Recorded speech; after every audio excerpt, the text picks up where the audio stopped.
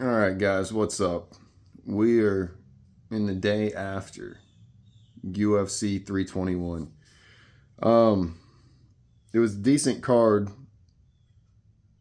but the talk of the town was the main event and how it played out. If you joined me for my stream or anything on X, you knew I was predicting Cyril Gahn would win and how I predicted him to win. But if you're only seeing me here on YouTube, maybe you got to see how I put out a video like 3 days ago saying Tom Aspinall is goofy. It's not a new idea about Tom Aspinall. It's something I've picked up on for over 2 years now. And it's just kind of interesting how everything played out and how it can kind of actually fit into his character. So that's what we're going to get into. Um, if anyone's unaware, you didn't get to see the fight or anything. Our main event last night, Cyril Gahn versus Tom Aspinall, was ruled a no contest with about 45 seconds left in round one. Cyril Gahn was clearly winning that fight. I've seen different people saying different things today about that. I can tell you, streaming it live, and I was calling it right down the middle. Cyril Gahn was clearly winning that fight. When it displayed that Tom Aspinall had 15 significant strikes, I called it out, and I was like, there's no way he's landed 15 significant strikes. The only thing that I really saw him land cleanly was calf kicks. He might have actually landed or scraped his finger on Cyril in the exchange or briefly before the exchange where Tom gets poked in the eye. But it seemed very apparent through body language and everything else that Tom Aspinall was already kind of breathing and a little bit of panic of, oh, what am I going to do? When every single one of your fights, you're charging in and just plowing over someone, usually within a minute or two. And now all of a sudden, a guy's just staring at you, waiting for you to do that plow over and over. And you've tried 8 times and you haven't touched him once. Let's get into the eye poke and how that played out and the technicalities or the way I saw it. So as soon as the eye poke happened, I called it out. I was like, man, Cyril just poked Tom in the eye. It was unintentional. Tom kept feinting coming in, and it's very common in MMA for you to place your hand on people's head. Like, it's very common to press off of people. It's very common to have to shove people. The same as shoving them, you can also press yourself off of them if they are more planted than you and you are wanting to move. You don't hear commentary or people that don't train talk about that very often, but it is a very regular thing, and that's what was happening in the moment. And Cyril's hand is actually up like this on Tom's face. Now, it's going to be impossible. I'd have to reach this hand over to make this all work. But what ends up happening is Tom's throwing a punch, and even though the hand's like this, Tom sort of lifts up and his head moves, and he continues the punch and turns into it, and it causes Cyril, what I recall was Cyril's pointer finger, to go deep, pretty deep into Tom's left eye, what appeared to be his left eye. Above, under, it's hard to tell. But it looked legit even in the replay. And I saw it in the exchange live. I was immediately like, oh, he just poked him in the eye. He was trying to press off his face. What's odd about it, it looks like in full speed, it looked like the left eye of Tom got poked and the right eye barely got touched. In the slow-mo replay, that's where I'm able to realize Tom's turning his hip and turns into it, which isn't, it's not like it's really his fault. It's just happened. It's no one's fault. And Cyril, but I really want to highlight out of that, Cyril's not pointing his fingers forward. He had his hand like this, which is exactly what you're supposed to do.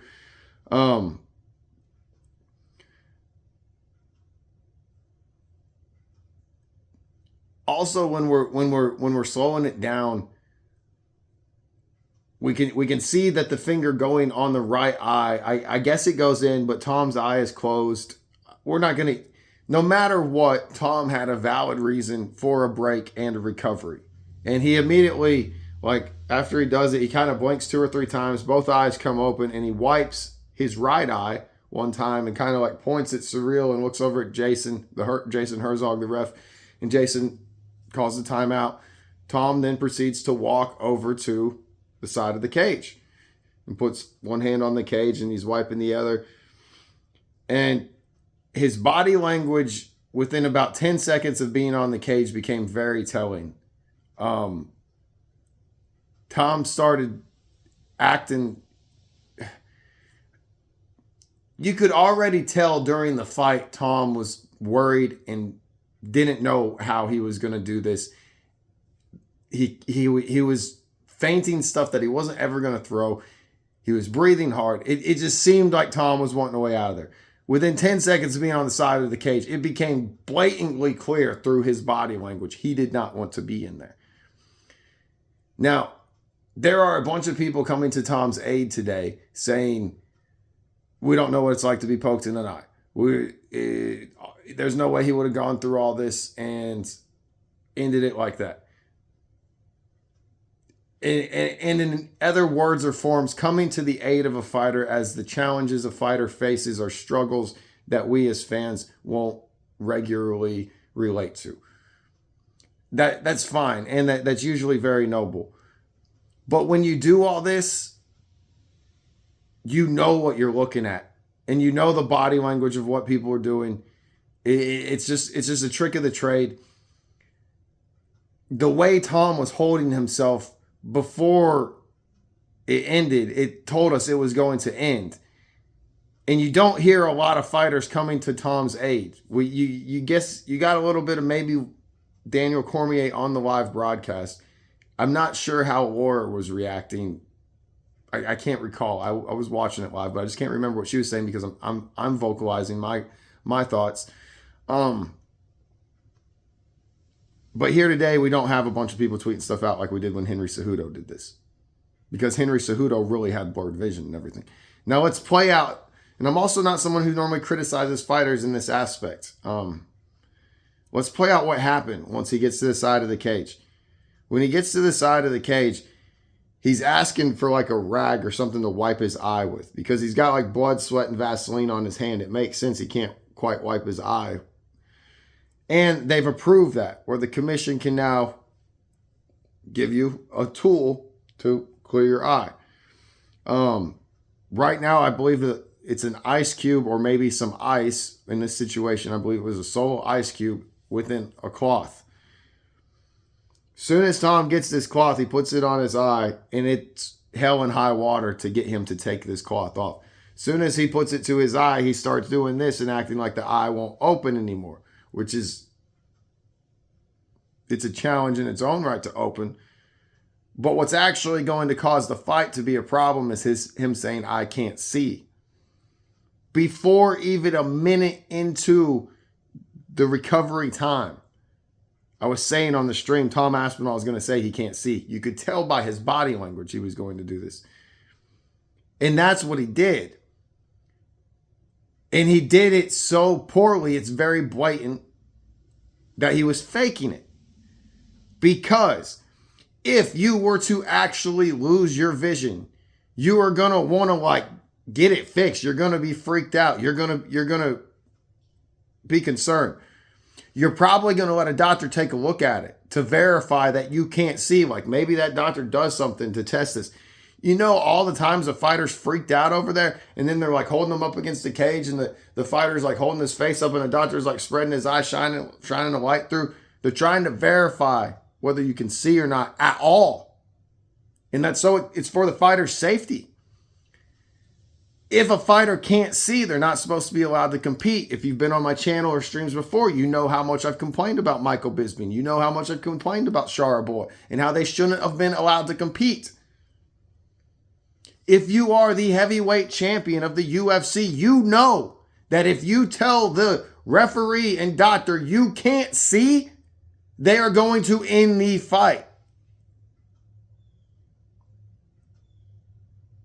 Not even a minute and 30 seconds go by into the recovery, which is a 5-minute recovery. 5 minutes of time to make sure that you can recover and you can see, so that you don't have to quit the fight, because this is a sport you love and what you worked your whole life to be here for. Not even a minute and a half went by and Tom Aspinall was repeatedly saying, I can't see. Beyond saying, I can't see. He was refusing to let the referees or doctors look at his eye. He changed his story from I can't see to I can't open it. And he would move the rag for a second. On 2 different occasions, he moves the rag for a second and then pulls and turns away from the doctors. The very first doctor who got a look at his eye when he gave him the rag told Jason Herzog, I'm okay with this fight continuing. I don't see anything wrong with the globe of the eye.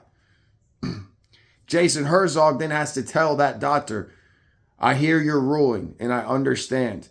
I'm going to try to allow more time in this because the fighter's telling me something else.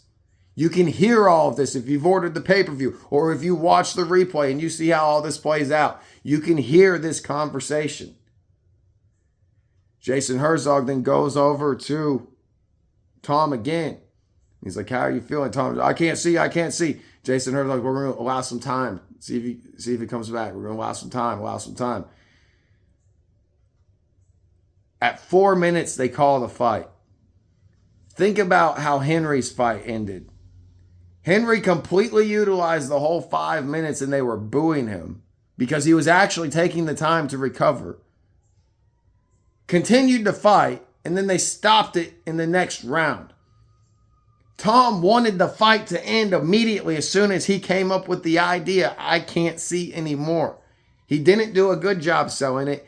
And then in the post-fight interview, he's looking up at the camera that's showing a replay. I'm sorry, there's sirens on here. My dog's going to howl because he's hearing the sirens, and it's 12 minutes into the video. This is my life lately.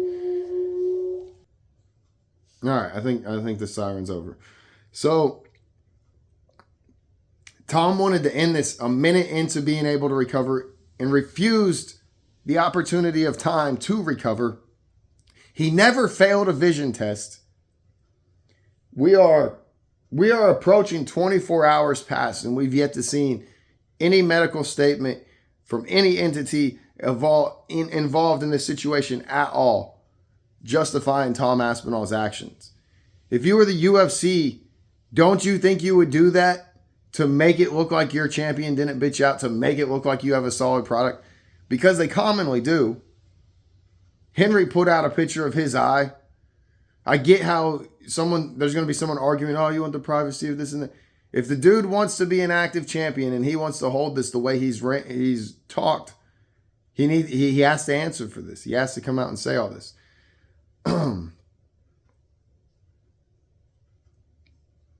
I got a little twist I'm going to throw in at the end. It's going to backfire on anyone saying that Tom Aspinall didn't fake it. When Tom Aspinall comes out and acknowledges that he faked it and tries to cite his high fight IQ as reason for faking it, and it still allowed him to leave with the title. Just wait. He was goofy enough to ask Nina if he fingered her, or if an MMA fighter's fingered her.